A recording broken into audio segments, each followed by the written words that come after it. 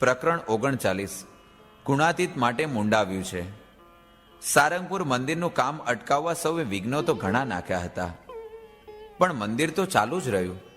ઠાકોર દ્વારો થશે અને કંટાળીને આ લોકો ભાગી જશે એમ કહેનારા આંખો ફાડીને જોઈ રહ્યા. મૂર્તિ પ્રતિષ્ઠાનો દિવસ નજીક આવતો ગયો. હવે આ અટકાવવું શી રીતે તે સૌ વિચારવા લાગ્યા. લીંબડીના ઠાકોર સાહેબ જેવાને કંઈ ઊંધું ચતું સમજાવીએ તો તેમના દ્વારા આ કામ અટકે એમ વિચારી ઠાકોર સાહેબને જૂના મંદિરના સંતોએ કહ્યું કે ઠાકોર સાહેબ, આપણા ઈષ્ટદેવ તો રાધાકૃષ્ણ કહેવાય. તેમને મૂકીને આ શાસ્ત્રી તો તેમના ગુરુ જાગા અને પ્રાગાની મૂર્તિઓ પધરાવશે. રાધાકૃષ્ણની મૂર્તિ મધ્ય મંદિરમાં પધરાવે તો જ મંદિર બરાબર થયું કહેવાય. ઠાકોર સાહેબને આ વાત ગળે ઉતરી. તેઓ સ્વામીશ્રીના દર્શન કરવા નવા મંદિરમાં આવ્યા. સ્વામીશ્રીએ તેમનું સન્માન કર્યું. તેમણે પૂછ્યું, આ જૂના મંદિરમાં ગોપાળાનંદ સ્વામીની ચમત્કારી લાકડી ભૂતને ભગાડી મૂકે તેવી છે. તેવી કોઈ ચમત્કારી વસ્તુ તમારી પાસે છે? આ સાંભળી બોટાદના નગર શેઠ હિંમતલાલ ભાઈએ કહ્યું, બાપુ, આ સ્વામી તો નવી લાકડી કરે એવા સમર્થ છે. તેમનો પ્રતાપ સત્સંગમાં ચારે બાજુ ફેલાઈ રહ્યો છે. એટલે ઠાકોર સાહેબે કહ્યું, મને પણ સ્વામીશ્રીના પ્રતાપનો અનુભવ થયો છે. તે પછી ઠાકોર સાહેબે રાધાકૃષ્ણની મૂર્તિઓ ક્યાં પધરાવશો તે પૂછ્યું અને મધ્ય મંદિરમાં રાધાકૃષ્ણની મૂર્તિઓ પધરાવવા આગ્રહ કર્યો. સારંગપુરની જમીન અપાવનાર તથા અનેક પ્રસંગે અનેક પ્રકારની મદદ કરનાર આ સત્તાધારી ઠાકોર સાહેબની સહેમાં દબાયા વગર સ્વામીશ્રીએ તો નિધડકપણે તેમને કહી દીધું, અમે જે કષ્ટ સહન કર્યા છે તે ઈષ્ટદેવ મહાપ્રભુ સજાનંદ સ્વામી તથા ગુણાતીતાનંદ સ્વામી માટે જ અને આ મુંડાવી પણ તેમના માટે જ છે. માટે મધ્ય મંદિરમાં તો ગુણાતીતાનંદ સ્વામી અને શ્રીજી મહારાજની જ મૂર્તિઓ બેસશે. રાધાકૃષ્ણની મૂર્તિઓ પ્રથમ ખંડમાં પધરાવીશું. સ્વામીશ્રીની આવી નીડર અને સત્તાવાહી સ્પષ્ટ વાત સાંભળી બાપુએ પોતાનો આગ્રહ પડતો મૂક્યો અને સ્વામીશ્રીને કહ્યું, આપને યોગ્ય લાગે તેમ કરો, અમારા બોલ્યા સામું ન જોશો. સ્વામીશ્રી તેમનો ભાવ જોઈ રાજી થયા. વિરોધીઓનો આ પાસો પણ પાર ન પડ્યો. પ્રકરણ 40 સારંગપુર મંદિરમાં મૂર્તિ પ્રતિષ્ઠા. મંદિરનું કામકાજ પૂરજોશમાં ચાલતું હતું. સૌ સંતો અને હરિભક્તો દેહને ગણકાર્યા સિવાય તનતોડ સેવા કરી રહ્યા હતા. એક વખત જૂનાગઢના સદગુરુ બાલમુકુંદ સ્વામી નારાયણકુંડ તરફ નાહવા જતા હતા. મંદિર આગળ આવ્યા ત્યારે કોઠારી શંકર ભગતને બોલાવીને સેવા કરનાર સૌ સંતોની સેવાથી રાજી થઈને બોલ્યા કે મહારાજ અને સ્વામીની જે સેવા 500 પરમહંસોને ન મળી તે તમને મળી છે. આ બળ તમારું નથી, પણ અક્ષરના મુક્તો તમારામાં રહીને કામ કરે છે, માટે તમારા મોટા ભાગ્ય છે. આ સાંભળી સૌ ઉત્સાહમાં આવી ગયા અને બેવડા વેગથી સેવા કરવા લાગ્યા. જોત જોતામાં તો મંદિર તૈયાર થઈ ગયું. સંવત 1972ના વૈશાખ સુદ છઠના દિવસે મૂર્તિ પ્રતિષ્ઠાનું મુહૂર્ત નક્કી થયું. સ્વામીશ્રી તથા નિર્ગુણદાસ સ્વામીએ સમયાની બધી જ વ્યવસ્થા સુંદર કરી. હજારો હરિભક્તો આવે તેવી ધારણા હતી. તેથી સ્વામીશ્રીએ 400 મણ સોજીનો શીરો કરવા આજ્ઞા કરી. સતત 5 દિવસ શીરો બનાવ્યા પછી સુખડિયા થાક્યા અને શીરો બનાવવાની ના કહી દીધી. 250 મણનો જ શીરો તૈયાર થયો હતો. છતાં સ્વામીશ્રીએ કહ્યું, ભગવાનની દયાથી પૂરું થઈ જશે, કાંઈ ખૂટશે નહીં, માટે ચિંતા કરશો નહીં. પ્રતિષ્ઠાને દિવસે સ્વામીશ્રીએ હરિલીલામૃત વંચાવી શ્રીજી મહારાજે જીવા ખાચરને મંદિર કરવા કોલ આપ્યો હતો તે વાત કરી. યજ્ઞ થયા પછી સ્વામીશ્રીના શુભ હસ્તે પ્રતિષ્ઠા થઈ અને મૂર્તિઓની સામે ધરવામાં આવેલો કાચ ફૂટ્યો. આરતી થયા પછી ભોજનની પંક્તિ થઈ. ખૂટે તો બંડિયાઓની લાજ જાય એ ગણતરીથી કેટલાય માણસો ભોજનશાળામાં ઘૂસી ગયા અને શીરાના ટોપલા ભરી અડધા હોત તો ખાલી કરી દીધા. પંગતમાં પીરસાયું નહોતું અને શીરો ક્યાં ઉપડી ગયો તે કોઈને ખબર રહી નહીં. સૌ દોડતા સ્વામીશ્રી પાસે આવ્યા અને કહેવા લાગ્યા, આટલા શીરામાં કેમ પૂરું થશે? સ્વામીશ્રીએ વાડી ખાલી કરાવી, તેને ફરતે વાંસ બંધાવી દીધા. વાડીમાં સૌ હરિભક્તોને જમવા બેસાડ્યા અને પોતે જે હરિભક્તોને વાંસામાં કંકુના થાપા મારી આપે તેમને જ પીરસવા માટે શીરાના ટોપલા ઉપાડવા દેવાની સૂચના કરી. આ પ્રમાણે પાકી વ્યવસ્થા કરીને શીરાના હોજ ઢંકાવી દીધા. ત્યાં ઠાકોરજીની મૂર્તિ પધરાવી દીવો કર્યો. સવારથી રાતના 12 સુધી શીરો પીરસ્યા જ કર્યો. 3 લાખ જેટલા હરિભક્તો જમ્યા. આખું ગામ જમ્યું છતાં શીરો ખૂટ્યો નહીં. 8 દિવસ સુધી આખા ગામને જમાડ્યું છતાં શીરો ખૂટ્યો નહીં, પણ એટલો જ સુગંધીદાર રહ્યો. છેવટે આજુબાજુના ગામોની ગૌશાળામાં મોકલ્યો. આ પ્રમાણે સ્વામીશ્રીએ પ્રતાપ બતાવ્યો, જે જોઈ સૌ આનંદ પામ્યા. સ્વામીશ્રીનો પ્રતાપ જોઈ સૌ કોઈ સ્વામીશ્રીને પોતાને ગામ તેડાવતા, પધરામણી કરાવતા ને તેમના સત્સંગનો લાભ લેતા. મોજીદળના હરિભક્તોના આગ્રહથી સ્વામીશ્રી મોજીદળ પધાર્યા. મોજીદળના પ્રેમી હરિભક્તોએ સ્વામીશ્રીના સ્વાગતની તૈયારી કરી સામૈયું કાઢવાનો વિચાર કર્યો હતો, પણ સ્વામીશ્રીએ તેમને કહ્યું કે સાધુને સામૈયું શોભે નહીં. એમ કહી ત્યાંના એક હરિભક્ત ગુરુ ગણેશ ભક્ત તરફ કરીને કહે, કેમ ગણેશ ભક્ત, સાધુના સમૈયા હોય? ગણેશ ભક્તને પણ આ જ સંકલ્પ થતો હતો. તે જાણીને તેમનો સંકલ્પ પકડીને સ્વામીશ્રીએ વાત કરી. તેથી તે અચરજ પામ્યા અને તેમને ખાતરી થઈ કે આ સામાન્ય સાધુ નથી, આ તો શ્રીજી મહારાજના પરમ કૃપાપાત્ર અતિ મોટા પુરુષ છે. પ્રકરણ 41. અતૂટ વિશ્વાસ. ગુજરાતના ગામોમાં ફરી સ્વામીશ્રી સારંગપુર પધાર્યા. અહીં મંદિરનું કામકાજ ચાલતું હતું. સોમા ભગત અને અક્ષર પુરુષ સ્વામી તો એવા બળિયા હતા કે મોટા મોટા પથ્થરોને ફૂલની જેમ ફેંકી દેતા. વચલા મંદિરનો 150 મણનો મોટો પથ્થર 7 જાડા દોરડાથી બાંધી ઉપર ચડાવતા હતા. સાથે સ્વામિનારાયણની ધૂન પણ બોલતા હતા. અચાનક એક પછી એક એમ 6 દોરડા તૂટ્યા. આવો મોટો પથ્થર ફક્ત એક જ દોરડા પર અદ્ધર લટકી રહ્યો હતો. એ પણ તૂટશે તો? બીજા ઘડેલા પથ્થરો પણ તોડી નાખશે અને કોઈને વાગશે તો જીવ લેશે. સૌ મૂંઝાયા. કોઈ તો સ્વામીશ્રીને બોલાવી લાવ્યા. સ્વામીશ્રીએ હાથ ઊંચો કરી કહ્યું, પથ્થર હવે નહીં પડે, ઉપર ચડાવી દો. એમ કહી સોમા ભગતને પથ્થર ઉપર ચડી ફરી દોરડા બાંધવા કહ્યું. સોમા ભગત એક દોરડા પર લટકી રહેલા પથ્થર પર ચડે તો તે પથ્થર અને સોમા ભગત બંને પડે. સોમા ભગત તો હતા ન હતા થઈ જાય. સૌ મોઢું ફાડીને જોઈ રહ્યા. પણ સોમા ભગતને સ્વામીશ્રીના વચનોમાં પૂરો વિશ્વાસ હતો. તે તો ઝડપથી પથ્થર પર ચડી ગયા. પથ્થર પકડી રાખનારને આંચકો લાગ્યો. સૌના શ્વાસ અદ્ધર થઈ ગયા. પણ સોમા ભગતે તો 6 દોરડા જોરથી પાછા બાંધી દીધા અને નીચે આવીને સ્વામીશ્રીના ચરણોમાં નમી પડ્યા. સ્વામીશ્રીએ પણ આવા વિશ્વાસી ભક્તને અંતરના આશીર્વાદ આપ્યા. આવો મહાન ચમત્કાર જોઈ ઘણાને સ્વામીશ્રીનો મહિમા સમજાયો. પ્રકરણ 42.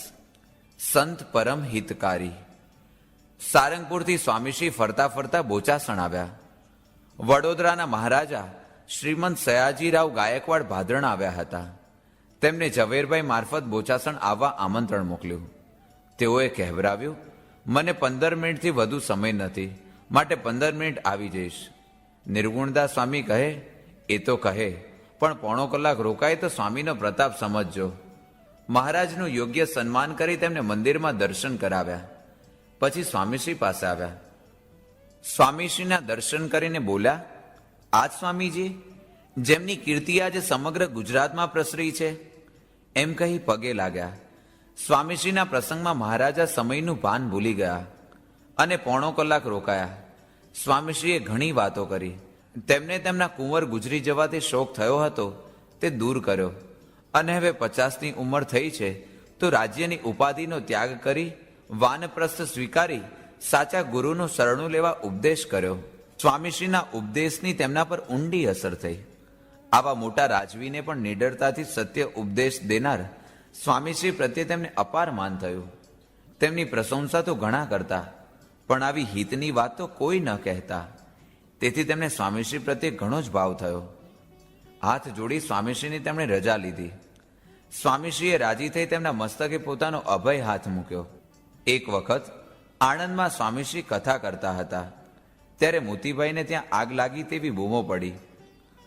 દયાળુ સ્વામીશ્રીએ ત્યાં બેઠા બેઠા જ આગ હોલવી. સ્વામીશ્રીના બંને હાથ કોણી સુધી દાઝી ગયા હતા. મોતીભાઈએ સ્વામીશ્રીને બંને હાથે તેલ ચોપડ્યું. સ્વામીશ્રી ભક્તોનું કેવું કામ કરે છે એમ વિચારી સૌ સ્વામીશ્રીને નમી પડ્યા. પ્રકરણ 43. વડતાલ સાથે સમાધાનની વાટાઘાટો. સ્વામીશ્રીના શિષ્યો હવે વડતાલની કમિટીમાં પણ ચૂંટાયા હતા. તેમના મનમાં હોશ હતી કે જો વડતાલ સાથે સમાધાન થાય અને સ્વામીશ્રી વડતાલ આવે તો આ સંપ્રદાયમાં દિગ્વિજય થઈ જાય, જેથી તેમણે એ માટે પ્રયત્નો શરૂ કર્યા. કોઠારી ગોરધનભાઈ તો નિવૃત્ત થયા હતા, છતાં તેમણે સલાહ આપી, તમે જે ધામ ધામી અને મુક્તની મૂર્તિઓ પધરાવી છે તે જો આચાર્ય માન્ય રાખે અને મૂર્તિઓની આરતી ઉતારે તો જ સમાધાન કરવું, નહીં તો નહીં. કોઠારીની આવી દ્રઢ નિષ્ઠા જોઈ સ્વામીશ્રી પણ ઘણા રાજી થયા. સમાધાનની વાત આગળ ચાલી, પણ સાધુઓ ખડબડી ઉઠ્યા. તેમને થયું કે શાસ્ત્રી યજ્ઞ પુરુષદાસ આખા સત્સંગને વશ કરી લે તેવા છે, તે આવશે તો પછી આપણને કોઈ પૂછશે નહીં. આથી તેમણે યુક્તિ કરીને આચાર્યને કહ્યું કે સમાધાન થાય તેમાં અમે બહુ રાજી છીએ. યજ્ઞ પુરુષદાસજી જેવા વિદ્વાન સંત વડતાલમાં ભળે તો સત્સંગ બહુ જ વધી જાય, પણ તેમના મંદિરો અધૂરા છે, તેથી આપણે નકામું 2-3 લાખનું ખર્ચ કરવું પડે. તેમના મંદિરો પૂરા થઈ જાય પછી જ સમાધાન કરવું. આચાર્યને આ યુક્તિપૂર્વકની વાતમાં વિશ્વાસ બેસી ગયો. સમાધાનની વાત પડતી મુકાઈ. સ્વામીશ્રી તો કહે, આપણા દ્વારા શ્રીજી મહારાજને હજી વધુ કામ કરાવવું હશે અને નિષ્ઠા પ્રવર્તાવી હશે, તેથી જે થયું તે સારું થયું છે. સાચે જ સમાધાન થયું હોત તો અટલાદરા, ગોંડલ, ગઢડા વગેરે અક્ષર પુરુષોત્તમના મંદિર કંઈ થઈ શકત. પછી સ્વામીશ્રી સારંગપુર આવ્યા. મહુવાથી વૈષ્ણવ ભક્ત શેઠ નરસિંહદાસ આવ્યા હતા. તેમને લક્ષ્મીનારાયણની મૂર્તિ પધરાવવી હતી, પણ સ્વામીશ્રીનો મંદવાડ જોઈ કાંઈ બોલ્યા નહીં. 2-3 દિવસ પછી સ્વામીશ્રીએ જાતે જ પૂછ્યું કે તમે મંદિર કરવા મને તેડવા આવ્યા છો? ચાલો આવું. મંદિર કરવા સારું તો મારો જન્મ છે, એમ કહી મંદવાડને દૂર ફેંકી સ્વામીશ્રી મહુવા પધાર્યા. ફરતા ફરતા સ્વામીશ્રી બોચાસણ થઈ આણંદ પધાર્યા. સ્વામીશ્રીને ગાડીમાં બેસી સારંગપુર જવું હતું. પોતાની પાસે પૈસો પણ ન રાખનાર સ્વામીશ્રીને કોઈ ટિકિટ કઢાવી આપે ત્યારે સારંગપુર જવાય ને. આણંદના હરિભક્તો તો લગ્ન પ્રસંગે બહારગામ ગયા હતા. સ્વામીશ્રીએ તો સ્ટેશનથી ગામ અને ગામથી સ્ટેશનના 4 ધક્કા ખાધા. છેવટે કેશવલાલના દીકરા ગોરધનભાઈ રસ્તામાં મળ્યા. તેમણે ટિકિટ કઢાવી આપી. પછી સ્વામીશ્રી ગાડીમાં બેઠા અને સારંગપુર પધાર્યા. સ્વામીશ્રી સારંગપુર આવે ત્યારે પણ બોટાદથી તો ચાલીને જ આવવાનું. માથે પોટલા, ખભે જોડી અને સાથે જોડના સાધુ નાના હોય તો તેમની જોડી અને પોટલા પણ સ્વામીશ્રી જ ઉપાડે. પછી ટાઢ હોય, તડકો હોય કે વરસાદ, પણ 5 ગાંવ તો ચાલીને જ જવાનું. પ્રકરણ 44. 68 તીરથ. સારંગપુરથી સ્વામીશ્રી આશી પધાર્યા. સાથે યોગી સ્વામી પણ હતા. તેમની ટેવ પ્રમાણે યોગી સ્વામી રોજ સવારે વહેલા 3 વાગે ઉઠી મધુર રાગે પ્રભાતિયા ગાય. એક દિવસ એ પ્રમાણે નરસિંહ મહેતાનું પદ પ્રાણ થકી મુને વૈષ્ણવ વાલા એ મીઠી હલકે ગાયું. તેમાં આગળ આવ્યું કે 68 તીરથ મારા સંતને ચરણે, કોટી ગંગા કોટી કાશી રે. આ સાંભળી મંદિરમાં સૂતેલા વૃદ્ધ રણછોડ પટેલ અકળાયા. એ કહે, મહારાજ આવું ન ગાઓ, આ કળિયુગમાં એવા સંત હોતા નથી, માટે આવા ગપ્પા ન મારો.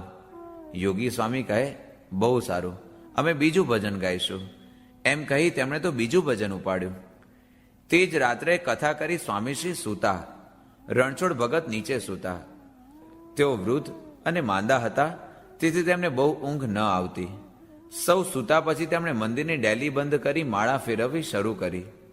બરાબર 1 કલાક પછી ડેલી આપોઆપ ખુલી ગઈ. એક અતિ શ્વેત અને દૈવી દેખાય તેવી ગાય અંદર દાખલ થઈ. સ્વામીશ્રી સૂતા હતા ત્યાં આવી. સ્વામીશ્રીના ચરણોમાં માથું નમાવી 3 વાર નમસ્કાર કર્યા. રણછોડ ભગતે આ નજરે જોયું. તે પછી ગાય ડેલીમાંથી બહાર નીકળી. ગાય ક્યાં જાય છે તે જોવા ભગત બહાર નીકળ્યા. થોડે સુધી ચંદ્રના પ્રકાશમાં ગાય દેખાઈ અને પછી અદૃશ્ય થઈ ગઈ. ચારે બાજુ જોયું પણ ગાય ક્યાંય દેખાય નહીં. તેમને ખાતરી થઈ કે નક્કી 68 તીર્થો આ ગાયનું રૂપ લઈને સ્વામીશ્રીના ચરણોમાં પાવન થવા આવ્યા છે. 3 વાગે યોગી સ્વામી જાગ્યા ત્યારે રણછોડ ભગતે કહ્યું, મહારાજ પેલું 68 તીરથવાળું કીર્તન ગાઓ. સ્વામીશ્રી કહે, કેમ ભગત, કાલે તો ના કહેતા હતા. ભગત કહે, મને ગાય રૂપે ગંગાના દર્શન થયા, તેથી મારી ભ્રાંતિ ભાંગી ગઈ. એમ કહી બધી વાત કરી અને કહ્યું કે સ્વામી તો બહુ સમર્થ પુરુષ છે. આ પ્રમાણે તેમની ભ્રાંતિ ભાંગી. સ્વામીશ્રી સારંગપુર પાછા આવ્યા. અહીં એક પ્રસંગે સ્વામીશ્રી કહે, આચાર્ય લક્ષ્મી પ્રસાદજીએ આપણા પર મહાન ઉપકાર કર્યો છે. તેમને આવું સૂઝ્યું તો આપણે બહાર નીકળીને અક્ષર પુરુષોત્તમની ઉપાસનાના મંદિરો કરી શક્યા અને અનેકને એ જ્ઞાન સમજાવી શક્યા. આ રીતે તેમને કોઈના પ્રત્યે પણ રાગદ્વેષ ન હતો. સૌનો ગુણ લેવાની જ વૃત્તિ હતી. પ્રકરણ 45. અક્ષર પુરુષોત્તમની જોડી. કુબેરભાઈના આગ્રહથી સ્વામીશ્રી ભાવનગર પધાર્યા. અહીં સ્વામીશ્રીએ એક દિવસ સવારે જાહેર કર્યું કે અમારે આ ગામમાં જોડી માંગવી છે. કુબેરભાઈએ કહ્યું, અહીં અમે સૌ તમારી સેવામાં છીએ અને તમે જોડી માંગવા નીકળો તેમને શરમ લાગે છે. સ્વામીશ્રી કહે, તમારી સેવા તો અપાર છે, પણ અનેક મુમુક્ષુઓને દર્શન થાય તે માટે જેમ મહારાજે જોડી માગી હતી તેમ અમારે માગવી છે. સારંગપુરમાં પણ સ્વામીશ્રી જોડી માગવા નીકળતા. નિર્ગુણદાસ સ્વામી ઘણા આગ્રહથી ના કહે અને કહે કે અમે બધા આપની સેવામાં છીએ, છતાં આપ કેમ જોડી માગવા નીકળો છો? સ્વામીશ્રી જવાબ આપતા, અક્ષર પુરુષોત્તમને માટે સ્વપચને ઘેર વેચાવવું પડે તો પણ ઓછું છે. મારી જોડીમાં જેનો જેનો કણ પણ આવશે તેને અક્ષરધામમાં લઈ જવા છે. સ્વામીશ્રીનો આ મહાન આશય જોઈ કોઈ કાંઈ બોલી શકતા નહીં. એક વખત સારંગપુરમાં કથા પ્રસંગે બાપુભાઈએ સ્વામીશ્રીને પૂછ્યું, વર્તમાન કાળે મહારાજ અને સ્વામીનો રાજીપો શેમાં છે? તરત જ સ્વામીશ્રીએ ઉત્તર કર્યો, અત્યારે અક્ષર અને પુરુષોત્તમના સ્વરૂપો મધ્ય મંદિરમાં પધરાવવા, શુદ્ધ ઉપાસનાના મંદિરો કરવા, તેમાં મહારાજનો રાજીપો છે. આ કામમાં જે પાયા ખોદશે, તગારા ઉપાડશે, પથરા ઉપાડશે, અરે એક દોકડો પણ જે આપશે તે સર્વને શુદ્ધ કરીને શ્રીજી મહારાજ અક્ષરધામમાં લઈ જશે, તેમાં જરા પણ શંકા નથી. પ્રકરણ 46. દિવ્ય સમાધિ. ત્યાર પછી શ્રીજી મહારાજે આ સત્સંગમાં સ્વામીશ્રી દ્વારા સમાધિનો ચમત્કાર બતાવ્યો. સૌ પ્રથમ સમાધિ આચાર્ય રાધારમણ પ્રસાદને સારંગપુરના મંદિરમાં હરિકૃષ્ણ મહારાજની મૂર્તિના દર્શન કરતા થઈ. પૂજારીએ મહારાજને ધરેલો રૂમાલ સમાધિમાં મહારાજે તેમને આપ્યો અને યજ્ઞકુંડમાં પણ પ્રકાશ થયો. તે દૂર સુધી સૌને દેખાયો. થોડી વારમાં પ્રકાશના 3 ગોળા દેખાયા, જેમાંથી શ્રીજી મહારાજ, ગુણાતીતાનંદ સ્વામી અને ગોપાળાનંદ સ્વામીના સૌને દર્શન થયા. પછી આ મૂર્તિઓ અદૃશ્ય થઈ ગઈ. સ્વામીશ્રી સારંગપુર હતા ત્યારે બોટાદના ઔધવજીભાઈ સ્વામીશ્રીના દર્શને આવ્યા. સ્વામીશ્રીની વાતો સાંભળી તેમને શાંતિ થઈ ગઈ. થોડી વાર પછી તેઓ પોતાના ઉતારે આવ્યા. પણ અહીં તો જ્યાં જુએ ત્યાં મંદિરમાં કે ઉતારે સંતો અને હરિભક્તો 5-6 મળી કથા વાર્તા જ કરતા હોય. ક્યાંય ગ્રામ્ય વાર્તા નહીં, કોઈની નિંદા, દ્રોહ કે અવગુણની વાત જ નહીં.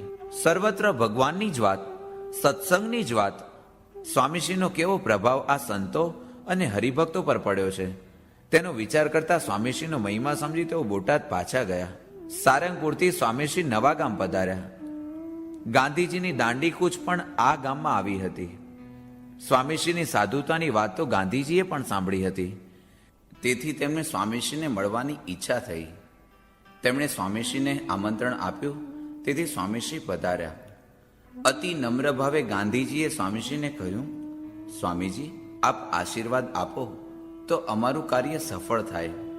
સ્વામીશ્રીએ કહ્યું, તમારા પ્રયાસથી દેશને સ્વરાજ્ય મળે તે માટે અમારા જોગી સ્વામી આજથી માળા ફેરવશે, પણ ધર્મ નિયમ રાખશો તો તમારી બેડા ભગવાન ભળશે. આ આશીર્વાદથી ગાંધીજી રાજી થયા. સ્વામીશ્રી તેમના ઉતારે પધાર્યા. દયાળુ યોગી સ્વામીએ સ્વામીશ્રીની આજ્ઞા મુજબ દેશની સ્વતંત્રતા કાજે રોજ માળા ફેરવી અને તેમની ભક્તિથી ભગવાને દેશને સ્વતંત્ર કર્યો.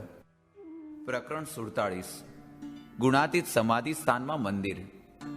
સ્વામીશ્રી સારંગપુર પધાર્યા ત્યારે વિરસદના હરિભાઈ અમીન સ્વામીશ્રીના દર્શને આવ્યા હતા.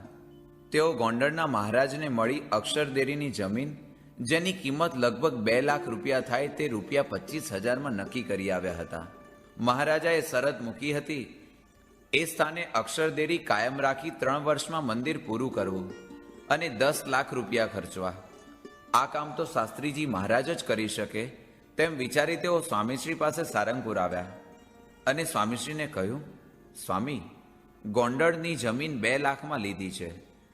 સ્વામીશ્રીએ અંતર્યામીપણે કહ્યું, એ જમીન 2 લાખમાં ન હોય, તમે 25,000માં લીધી છે અને મહારાજાએ આ પ્રમાણે શરતો મૂકી છે. છતાં હરિભાઈ તમે ચિંતા કરશો નહીં, આ સ્થાનમાં તો 20 લાખ રૂપિયા ખર્ચાશે. આ સાંભળી હરિભાઈને શાંતિ થઈ અને તેઓ જમીન માટે રકમ ભેગી કરવા ભરૂચ ગયા. જળ જીલણીના સમયા પછી 24 કલાકની ધૂનનો કાર્યક્રમ હતો. સ્વામીશ્રી સભામાં પધાર્યા અને દિલરૂબા વગાડ્યું. સ્વામીશ્રીએ છેડેલા મધુર તાનથી ત્યાં બેઠેલા 4-5 હરિભક્તોને તથા 2 સંતોને શ્રીજી મહારાજની કૃપાથી સમાધિ થઈ અને શ્રીજી મહારાજના દર્શન થયા. સાધુ નંદ કિશોરદાસનું શરીર સ્થૂળ હતું, છતાં તેઓ દેહને વાળીને યોગના આસનો કરતા હતા, કારણ કે સમાધિમાં ગોપાળાનંદ સ્વામી તેમને આસનો કરાવતા હતા. પૂનમની સવારે સ્વામીશ્રીએ સૌ હરિભક્તોને વાડીમાં બાજરો કાપવા મોકલ્યા. થાકેલા હરિભક્તોને ઠંડુ પાણી પીવા સ્વામીશ્રી જાતે જ પાણીની માટલી લઈને પધાર્યા અને સૌને પાણી પાયું. આવા અલૌકિક દર્શન કરી કેટલાક હરિભક્તોને ત્યાં વાડીમાં જ સમાધિ થઈ ગઈ. થોડા દિવસ પછી હરિભાઈ અમીને સ્વામીશ્રીને ગોંડલ મંદિરનો દસ્તાવેજ કરવા માટે સાથે આવવા વિનંતી કરી, કારણ કે જોઈતી રકમ ભેગી થઈ ગઈ હતી. દસ્તાવેજ કરી જમીનનો કબજો હરિભાઈએ સ્વામીશ્રીને સોંપ્યો. સમસ્ત ગુણાતીત મંડળના હરિભક્તોને અક્ષરદેરીનો કબજો મળ્યાના સમાચારથી ઘણો જ આનંદ થયો. સ્વામીશ્રીએ સંવત 1988ના પોષ સુદ દસમના દિવસે મંદિરનું ખાતમુહૂર્ત કરવાનું નક્કી કર્યું. આ પ્રસંગે હજારો હરિભક્તો આવ્યા. રાજ્યે પણ સારો સહકાર આપ્યો. મહારાજને તો સત્સંગીઓનો ઉત્સાહ જોઈ સ્વામીશ્રીના પ્રતાપની ઝાંખી થઈ. ખૂબ ધામધૂમથી આ પ્રસંગ ઉજવાઈ ગયો. સ્વામીશ્રી તે પછી રાજપુર પારાયણમાં પધાર્યા. આફ્રિકાથી હરમાનભાઈ સ્વામીશ્રીના દર્શને આવ્યા હતા. આવો દિવ્ય લાભ દેશમાં મળે છે, તેથી હવે આફ્રિકા ન જવું એમ તેમણે નક્કી કર્યું હતું. સ્વામીશ્રીએ તેમને આશીર્વાદ આપતા કહ્યું, તમે આફ્રિકા જજો અને કોશિશ કરજો, સત્સંગ વધશે, મહારાજનો વર છે. આ આશીર્વાદનું ભાથું લઈ હરમાનભાઈ આફ્રિકા ગયા. મહારાજાએ 3 વર્ષની શરત મૂકી હતી, પણ સ્વામીશ્રીએ નિષ્ઠાવાન સંતો અને હરિભક્તોની રાત દિવસની તનતોડ સેવાથી 2.5 વર્ષમાં જ મંદિર પૂરું કરી દીધું. સંવત 1990ના વૈશાખ સુદ દસમનું પ્રતિષ્ઠાનું મુહૂર્ત નક્કી કર્યું. સ્વામીશ્રીએ સૌને આ સમૈયામાં આવવા આમંત્રણ મોકલ્યું અને લખ્યું કે આ સમૈયામાં જે આવશે તેને મારે અક્ષરધામમાં લઈ જવા માટે કોઈએ આવો અમૂલ્ય અવસર ચૂકવો નહીં.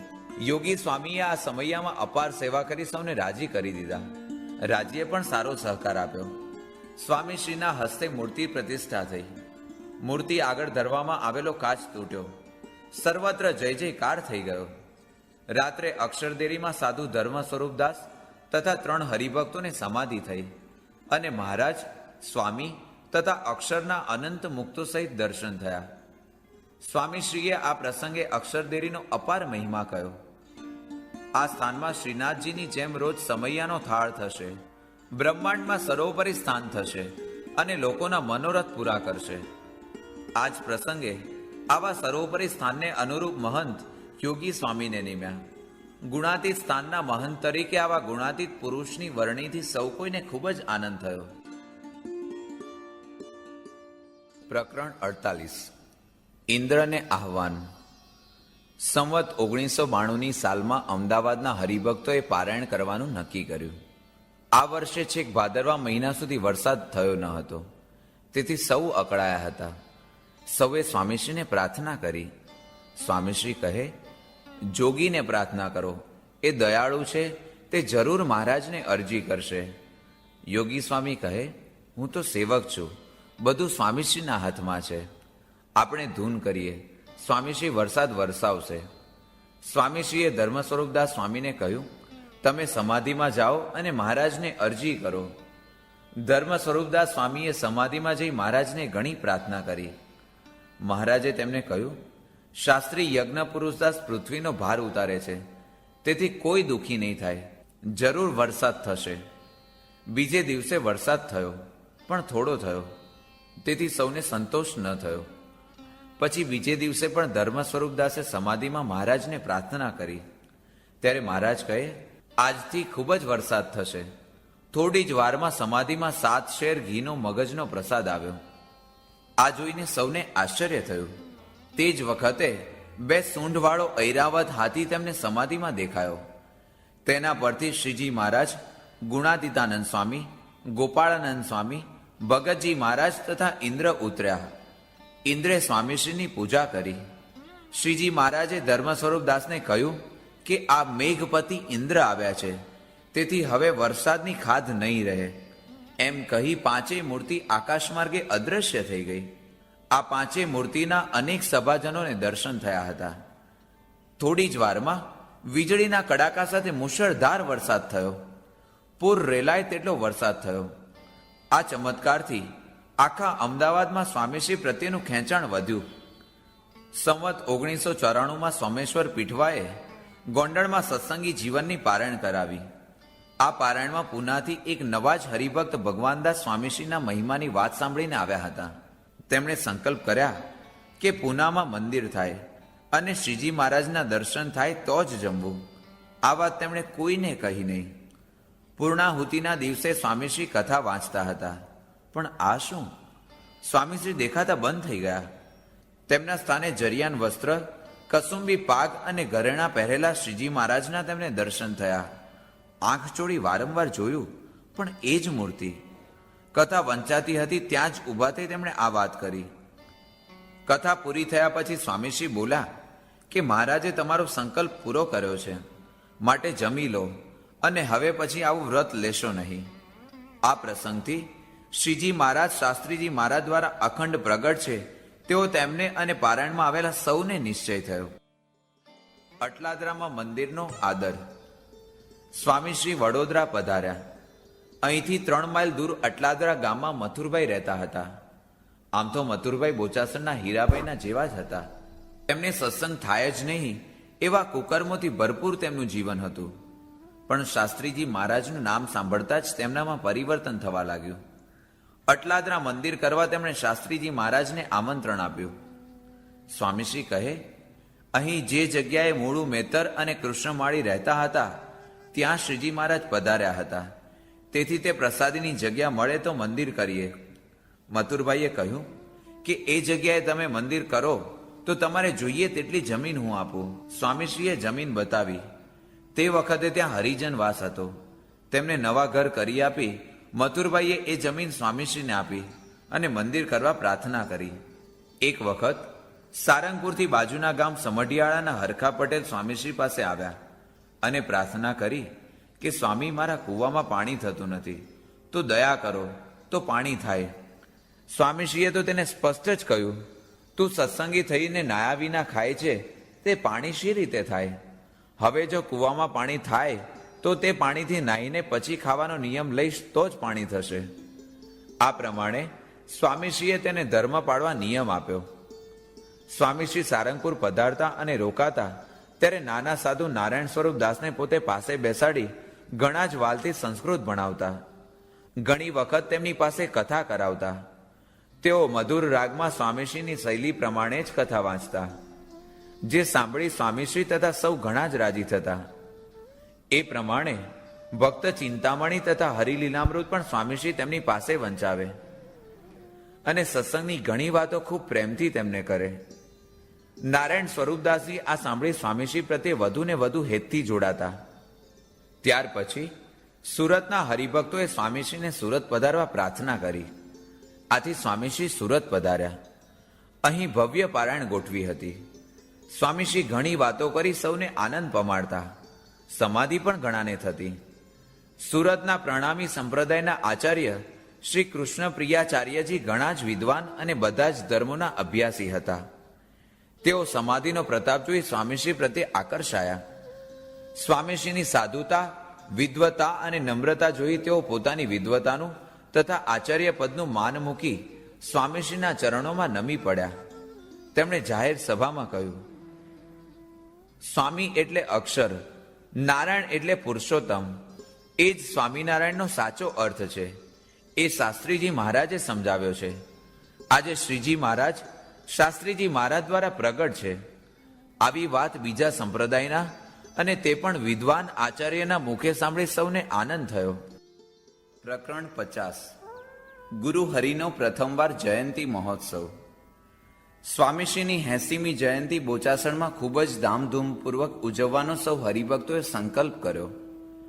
આ માટે સૌપ્રથમ ચંપકભાઈ બેન્કરને વિચાર આવ્યો, જે સૌએ વધાવી લીધો. આ પ્રસંગે સત્સંગીઓ તરફથી ₹1.25 થેલી સ્વામીશ્રીને અર્પણ કરવા નિર્ણય થયો. સ્વામીશ્રીએ તો સાધુથી પૈસા લેવાય જ નહીં એમ કહી ના પાડી. અંતે ઠાકોરજીની સેવામાં એ રકમ વાપરવા, ઠાકોરજીને ભેટ કરવા આજ્ઞા કરી. સંવત 2001ની વસંત પંચમીને દિવસે 2 લાખ જેટલા ભાવિક ભક્તો બોચાસણમાં ભેગા થયા. આખા ગુજરાતમાંથી ઘણા મોટા મોટા માણસો આવ્યા હતા. ગોંડલ રાજ્યના વિદ્યાધિકારી ચંદુલાલ પટેલ તથા અન્ય અધિકારીઓ, સદગૃહસ્થો અને પ્રતિષ્ઠિત સત્સંગીઓ આવ્યા હતા.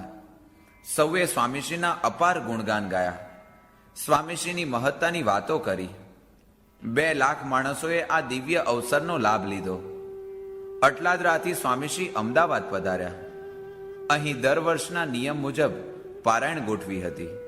સ્વામીશ્રી ભાગવતની કથા કરી અદ્ભુત વાતો કરતા. તે સાંભળી સત્સંગીઓ તથા અન્ય ધર્મીઓ પણ આનંદથી ડોલી ઉઠતા. વૈષ્ણવ સંપ્રદાયના વિદ્વાન શાસ્ત્રી શ્રી વિશ્વનાથભાઈએ સ્વામીશ્રીની કથા તથા પ્રવચન સાંભળી કહ્યું, આજે મને જે ભક્તિરસનો અનુભવ સ્વામીશ્રીએ કરાવ્યો છે તે પરથી હું કહું છું કે ભાગવતનો કથારસ સુખજી જાણે છે, શ્રીધર સંપૂર્ણ જાણે છે, પણ જેણે સ્વામીશ્રીના મુખે ભાગવત સાંભળ્યું હશે તેમને સમજાયું હશે કે સ્વામીશ્રી ભાગવત સમજાવી શકે છે તેવું કદાચ શ્રીધર પણ સમજાવી ન શકે. કારણ કે સ્વામીશ્રી તો ભગવાનનું સાક્ષાત સ્વરૂપ છે. જે ભગવાનનું સ્વરૂપ હોય તે જ આ રસનો સ્વાદ ચખાડી શકે. આ કથાથી શાંતિ અને આનંદના મેઘ વરસ્યા છે. વૈષ્ણવ ભક્તના આ શબ્દોથી સૌ હરિભક્તોને ઘણો જ આનંદ થયો. પ્રકરણ 51. જોત જોતામાં ચોથું શિખરબદ્ધ મંદિર. સ્વામીશ્રી પાછા અટલાદરામાં મૂર્તિ પ્રતિષ્ઠા કરવા પધાર્યા. સંવત 2001ના અષાઢ સુદ ત્રીજનું પ્રતિષ્ઠાનું મુહૂર્ત હતું. વરસાદ તો 2 દિવસ પહેલાથી જોશથી પડવો શરૂ થઈ ગયો હતો. આવા વરસાદમાં પ્રતિષ્ઠા કેવી રીતે થાય? સૌ મૂંઝાયા.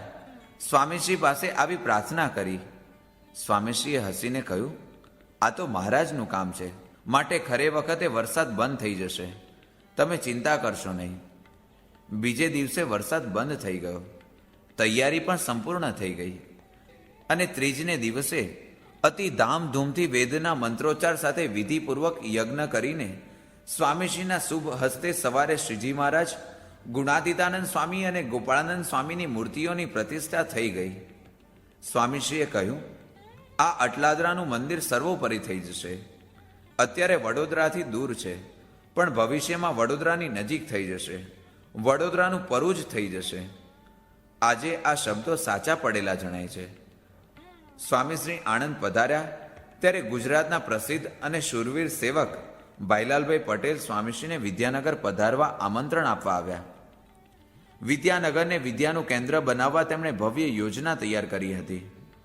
પણ એ યોજનાને જો સ્વામીશ્રીના આશીર્વાદ મળે અને તેમની ચરણરથથી આ ભૂમિ પાવન બને તો જંગલમાં મંગલ થાય, એ વિચારે તેઓ સ્વામીશ્રીને આમંત્રણ આપવા આવ્યા. નાનપણથી તેઓ સ્વામીશ્રીના પ્રસંગમાં હતા અને તેમની મહત્તાથી પરિચિત હતા જ. તેમનો પ્રેમ જોઈ સ્વામીશ્રી વિદ્યાનગર પધાર્યા. તેમણે સ્વામીશ્રીને આખી યોજના સમજાવી. સ્વામીશ્રીએ બધે ફરી પ્રસાદીના ફૂલ છાંટ્યા અને આશીર્વાદ આપ્યા કે તમારો સંકલ્પ સિદ્ધ થશે અને અહીં વિદ્યાનું મોટું કેન્દ્ર થશે.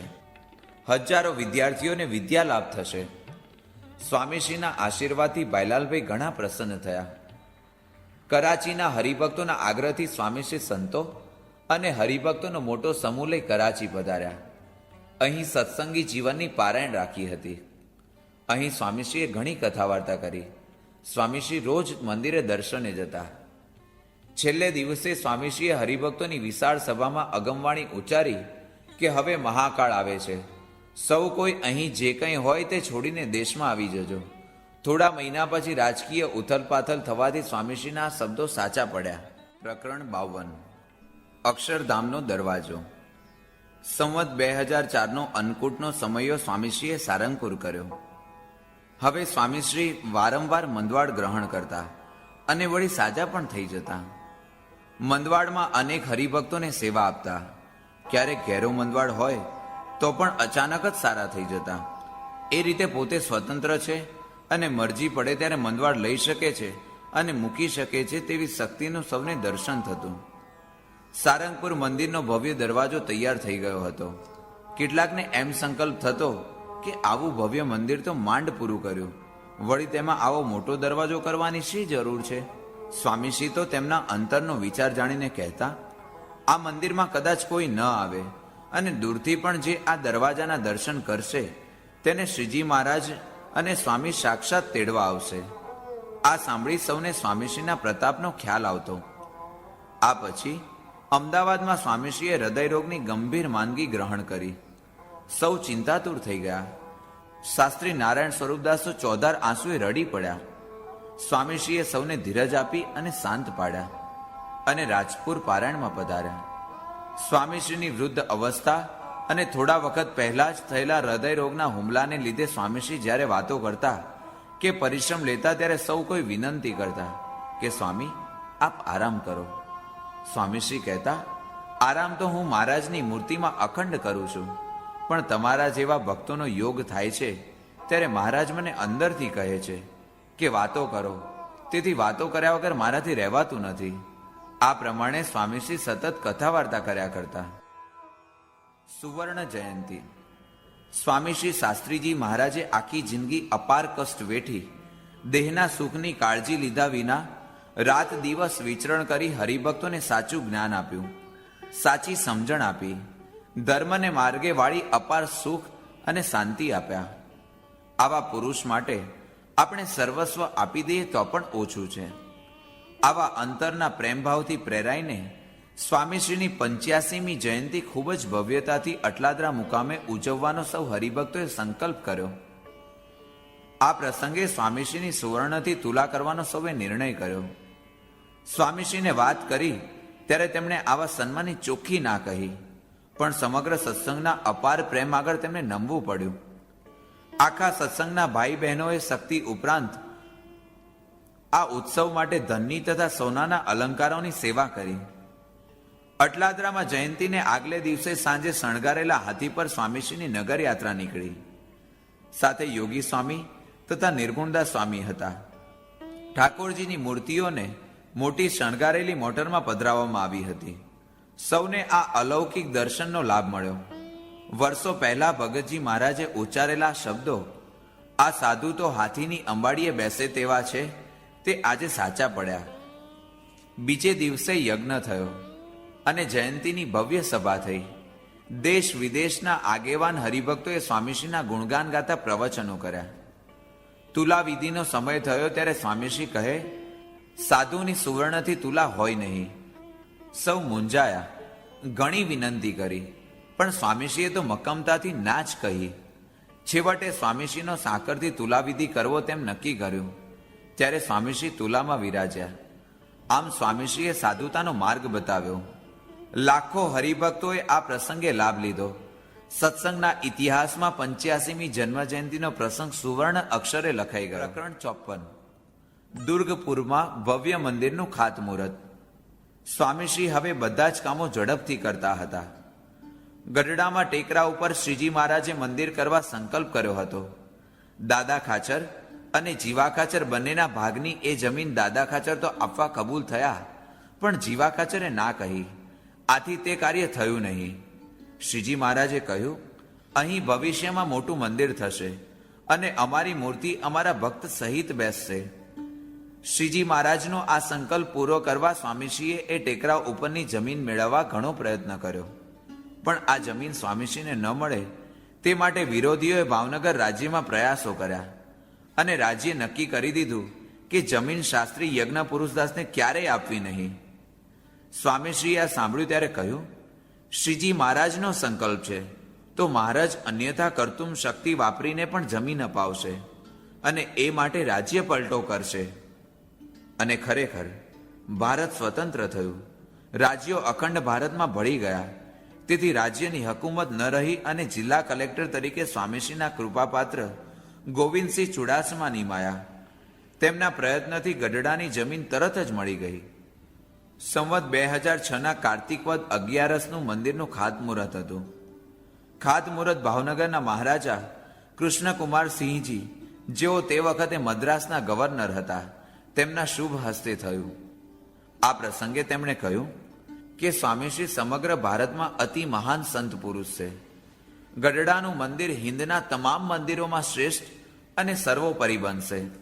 ગેલાને તીરે ટેકરા પર લાખો રૂપિયાના ખર્ચે આરસનું સુંદર મંદિર કરવાની શક્તિ તો શ્રીજી મહારાજના સંકલ્પથી સ્વામીશ્રી જ કરી શકે, બીજાની તો તાકાત જ નહીં.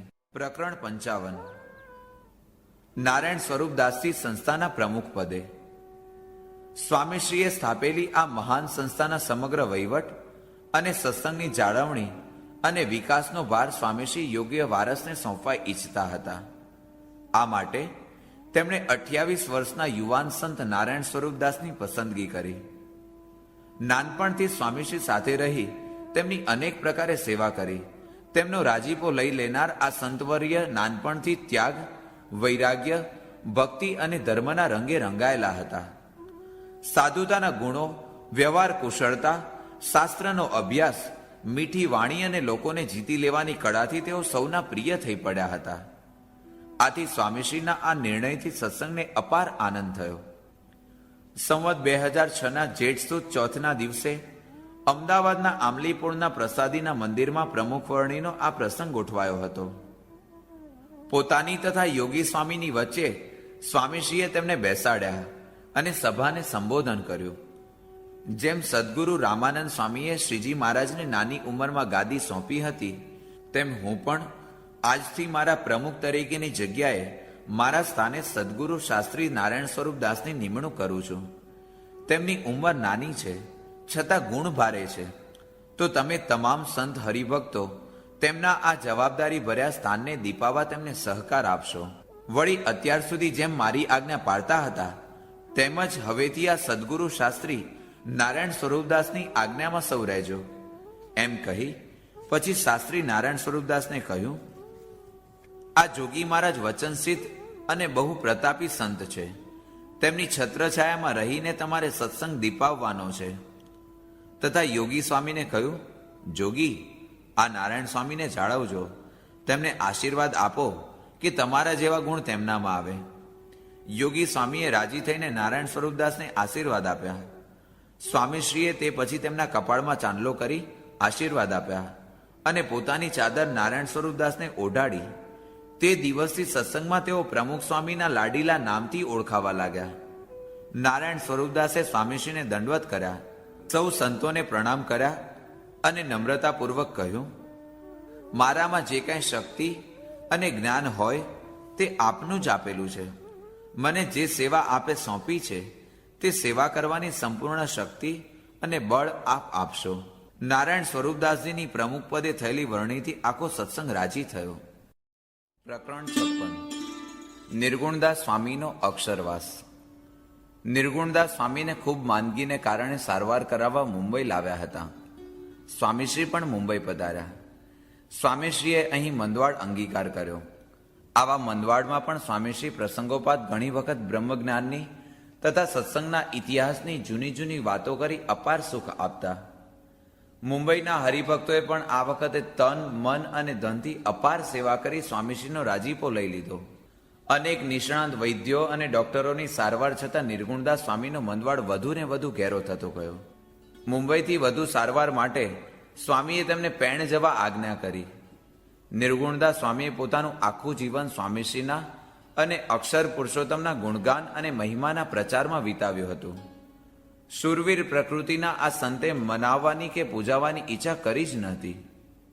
હરિભક્તોનો દ્રઢ પક્ષ અને તેમના સુખદુઃખ પોતાના સુખદુઃખ ગણીને સત્સંગની હદ ઉપરાંત સેવા કરી હતી. આફ્રિકાનો સત્સંગ તો તેમના પત્રોના પોષણથી જ ફૂલ્યો ફાલ્યો હતો. આથી સમગ્ર સત્સંગ નિર્ગુણદાસ સ્વામી સાજા થાય તે માટે પ્રાર્થના કરતો હતો.